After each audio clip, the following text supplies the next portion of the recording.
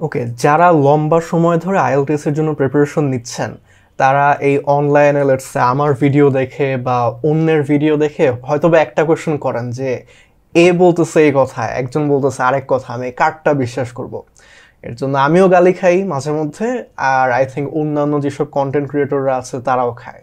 তো এখন প্রশ্নটা হচ্ছে যে এই যে একজন বলতেছে আপনাকে পডকাস্ট শুনতে, একজন যে আপনাকে বলতেছে মুভিজ দেখতে, একজন আপনাকে বলতেছে বই পড়তে, আরেকজন বলতেছে আর্টিকেলস পড়তে, আর আমার মতো যদি থাকে তাহলে আমি সবগুলাই বলি, এইগুলা কি আদৌ কাজ করে কিনা? যেহেতু এক একজন এক এক কথা বলতেছে, কারটা বিশ্বাস করব? এরকম একটা ভ্যালিড কোয়েশ্চন থাকতে পারে। ফ্রম মাই ওন এক্সপিরিয়েন্স আর 2 থেকে 2.5 বছর ধরে অন্যান্য স্টুডেন্টস পড়েই আমি যে জিনিসটা খেয়াল করতে পারছি, যারা হচ্ছে খুবই সাস্টেনেবল ওয়ে বলতে কি বোঝায়, যারা হচ্ছে শুধুমাত্র পাশ করার জন্য আইএলটিএস দিচ্ছে না, যারা আইএলটিএসটা দিয়ে বিদেশে যে ভালো মতো ইংলিশে কমিউনিকেট করতে চায়, আই থিঙ্ক আপনাদের মধ্যে অনেকে এরকম, তাদের জন্য এই অ্যাডভাইসগুলো অ্যাকচুয়ালি অনেক ইউজফুল। কারণ এগুলো আপনাদেরকে রিয়েল লাইফ সিনারিওগুলো আগে থেকে কাইন্ড অফ এক্সপিরিয়েন্স করায়। সো আপনি মুভি দেখলে দেখবেন যে দুইটা মানুষ কীভাবে একটা কনভারসেশনে এঙ্গেজ করতেছে, বা লেটস সে কীভাবে ইমোশনের সাহায্যে এক একটা কথা বলতেছে।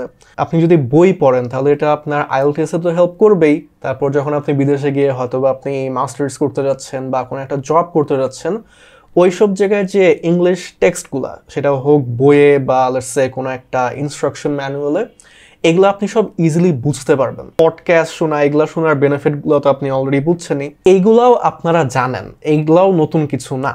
যদি কেউ এগুলো বলে না থাকে বললাম, কিন্তু আপনারা এগুলাও শুনছেন যে না, বই পড়ে কোনো লাভ নাই, মুভি দেখে কোনো লাভ নাই, দিন শেষে খালি প্র্যাকটিস করো, এই কেমব্রিজের প্রত্যেক দিন একটা করে করে টেস্ট সলভ করো। এই প্র্যাকটিসটা যেটা করে সেটা হচ্ছে আপনাকে খুবই ন্যারো একটা বক্সের মধ্যে রেখে দেয়। আমি খালি কেমব্রিজের গুলাই সলভ করবো, তারপর দেখা যাক কি হয়। তো মেইন এক্সামগুলো যখন আপনাদের ভাষ্যমতে কঠিন হয়, ওইগুলো অ্যাকচুয়ালি যেটা হয় যে সেম বাউন্ডারির মধ্যেই একটু ডিফারেন্ট ওয়েতে কোয়েশ্চেন করা, বা লেটস সে প্যাসেজগুলো দেওয়া, বা একটা রাইটিং টাস্ক দেওয়া, কোয়েশ্চেন করা স্পিকিং এ হোয়াটএভার। তো যখন আপনার একটা হোলিস্টিক ভিউ থাকে সবকিছুতে, যে হ্যাঁ আমি এই কনটেক্সটেও বুঝি যে এই কথাটার মিনিং কি, বা এই বই থেকে আমি শুনছিলাম যে এই ফ্রেজটার মানে এটা, অথবা ইউটিউব ভিডিওতে আমি একটা এক্সপ্রেশন শুনেছিলাম, ওইটাই লিসনিং এ বলেছে, সো আই কুড ক্যাচ ইট। আপনাকে এই সিচুয়েশনগুলোর জন্য এগুলো ট্রেন করে। আর সব থেকে ইম্পর্টেন্ট জিনিসটা, যদি আপনি এই ভিডিওটা এই পর্যন্ত দেখে থাকেন, this is the most valuable part of this video, সেটা হচ্ছে এই প্র্যাকটিসগুলোর বেনিফিট পেতে সময় লাগে। আমরা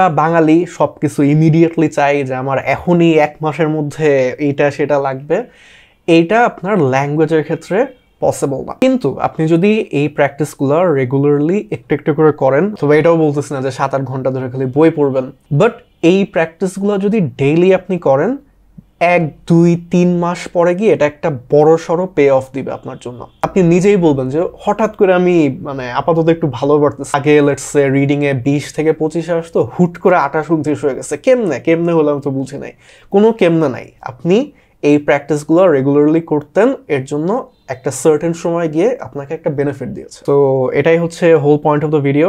এখন হ্যাঁ, আপনার যদি লেটস সে হাতে 1 মাসের মধ্যে এক্সাম দিতেই হয়, like there is no other way, then I would say যে হ্যাঁ, সমানে খালি প্র্যাকটিস করতে থাকেন, যতটুকু পারা যায়। যদিও খুব একটা ভালো স্কোর করতে পারবেন না, পারলে ভালো, তারপরেও যদি আপনার হাতে একটা প্রপার টাইমিং থাকে, লেটস সে 3 to 6 মান্থস সময় থাকে যদি হাতে, এই প্র্যাকটিসগুলো করেন একটু একটু করে, ওভার টাইম এগুলা গিয়ে পে অফ করবে। আমি নিজে আইএলটিএস 8 পেয়েছি, আমার অনেক স্টুডেন্টস এইভাবে ভালো স্কোর করেছে। ছোট ছোট প্র্যাকটিস যেগুলো আপনার ডাইরেক্টলি আইএলটিএস এর সাথে রিলেটেড না, বাট এগুলো ইংলিশ ল্যাঙ্গুয়েজটার সাথে রিলেটেড।